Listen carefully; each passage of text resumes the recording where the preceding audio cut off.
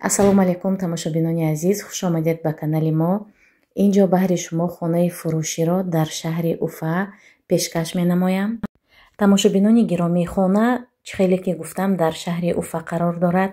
Як қадам аз инфраструктураҳо аст, яъне ки инфраструктураҳо дар шагавӣ даступност. Нархи хона 6 миллион, 9 этаж ва ҳамаи техника ва кухня, мебел барои соҳибони нав мемонад. Барои харидори воқеӣ тахфиф кафолат дода мешавад, яъне барои харидори реальнӣ скидка кафолат дода мешавад. нархи хона 6 миллионро ташкил медиҳад. Барои маълумоти бештар ба рақамҳои рӯи экран муроҷиат кунед. барои ҳамватанон албатта ки тахфиф кафолат дода мешавад. бонувони азиз, инҷо бошад барои шумо пасудаҳои зебо ва босифатро пешкаш менамоям. даставка барои ҳамаи шаҳрҳои Россия доранд. марҳамат, ба рақамҳои рӯи экран муроҷиат кунед. инҷо бошад баҳри шумо курпачаҳои фасони тоҷикиро пешкаш менамоям. ин ҳам ба ҳамаи шаҳрҳои Россия даставка дорад. бо ин курпачаҳои фасон, шинам, маъракаҳои шумо, тӯйҳои шумо боз ҳам зеботар мегардад. марҳамат, барои заказ ба рақамҳои рӯи экран муроҷиат кунед.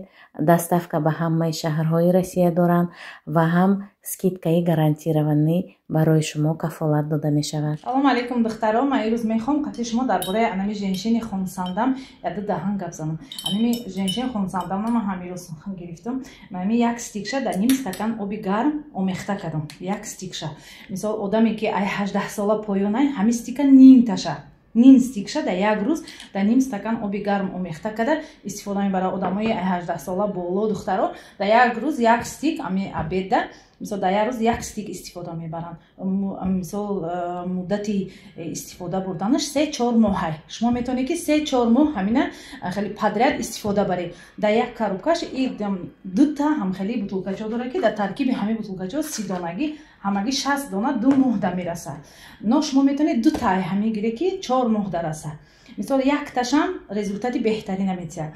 асосан ин барои чияй хоҳаро, ина решаи ҳаёт номидагиян.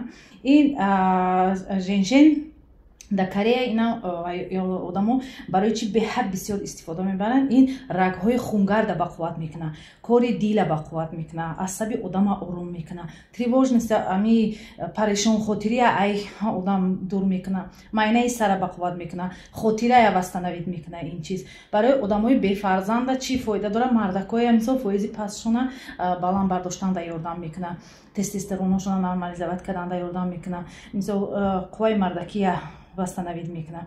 бо и бисёри да ами касалои руда, желудка, мисол ғадуди зери меъда талхадам ёрдам мекунад, ҷигара ай чизои зараррасон ҳимоя мекунад, шишда кислород метиҳад, мисол шишда ёрдам, кори шишда ёрдам мекунад.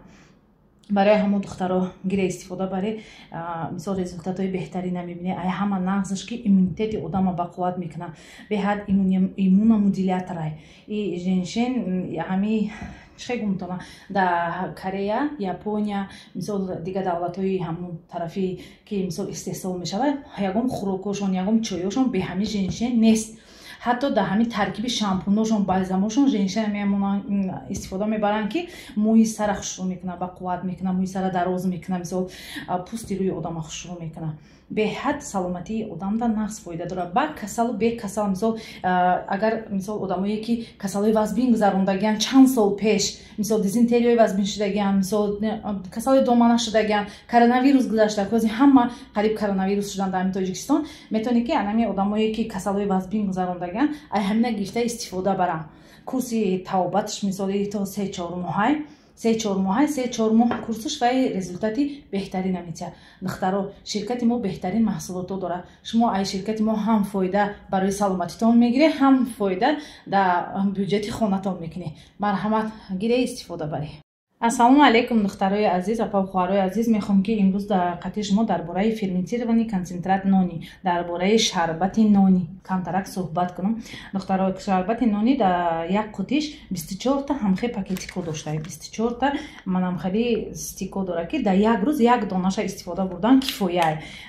Шумо саҳар дили наҳорда хеста аввал як стакан оби гарм нӯшида ки барои желудкаи шумо сахт нарасад. Аввал шумо бояд ки як стакан оби гармак нӯшида, баъд ина агар хоҳе ҳамахе худша нӯше, баъд айболош як стакан оби гармак нӯше. Агар ки не, ҳамина бода ним стакан оби гарми дига мисол омехта мекунею, баъд истифода мебарӣ. Духтаро, ин да чӣ ёрдам мекунад? Сокнони барои чияй?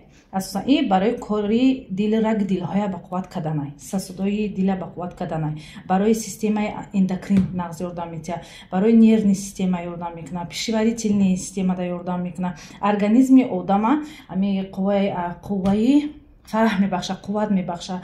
Мисол устали хронический усталост мебурора. Кори дила ки нақз кард, одам мисол ба қувват меша. Баъд тамоми организм да, тамоми органода, мисол желудкада, меъдада, рӯдаҳои мода, мисол ғадуди зери меъдада монда, ҳамаи ҳаминода ин қувват мебахша. Мисол ёрдам мекунад коршонда. Кори вазбин мекардаги одамода қуввати вай метиҳад, қуввати бисёр метиҳад. Баъд ами сокнони духтаро ҳамахе вай дора, свойства дора ки мисол одаме ки ина истифода мебара, манами бемориҳои грипп, ангина, мисол ами чӣ гум воспалительни касалон ҳамеша вақти бенамозӣ шуданда, мисол занако дарди поча, дарди миён, дарди ишкам намешаванд. Мисол ҳаму дардоя мегира, дарди сари кӯҳная мегира. Духтаро, дардои сари кӯҳная мегира. Ман худам ҳами дарди сар чанд сол азият мекашидам, фақат ман ҳами ваё дорои обезболивающий ҳама сахт пенталгин истифода мебурдам. Ман худо ба шукр ки ман ҳами рӯзе ки ҳамина истифода бурдам, аллакои 3 моҳ шуд истифода бари мая, ман ҳами гӯем ки гоҳ ягон вақте ки ягон дории сардард хӯрам, дигар сари ман дард накардистай баъди ҳамина хӯрдан. Баъд ин ҳамихе мевае ки свойствои ҳамихе дора ки противоопухолни вай дора. Мақсад ами да организм, да гуҷои организм, хо да сар боша, хо да гурда боша, хо да занона боша, бачадони занак боша, киста, миома, эрозия, мисол ҳами кистая қоқ мекунад. Ин ҳамихе свойства дора ки решаи ҳами касали саратона, решаша ҳамихе блокировать мекунад ба ҳами чизош ки масалан вай об хӯрда наметавонад, дига ҳамун касал метастаза дода наметавонад. Касалҳои онкологияда беҳад нағз ина истифода мебаранд. Духтаро гире истифода баре беҳтарин маҳсулотай мисол фоидаоша мебинем. Противовоспалительный эффект дора. Дарди ҳамаи ҷое ки ай ҳисоби воспаление дард мекунад мегира, хусусан дарди гурда. инҷо бошад келина ки ман блинни торт омода карда истодааст. аввал кремашро тайёр мекунад, дар дохили яхдон мемонад. баъди камтар хунук шудани крем хамирро мешӯрад, яъне тайёр мекунад ва мепазад блинчикро.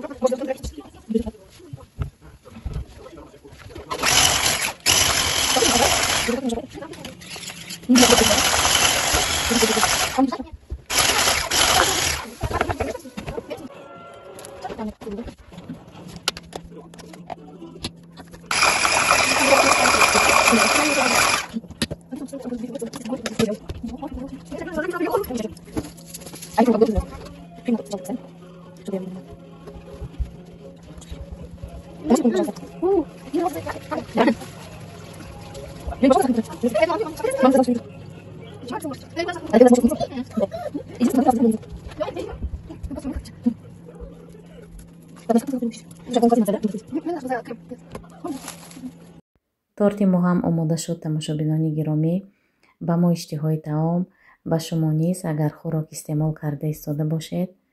влоги имрӯзаамон ҳам ба охир мерасад.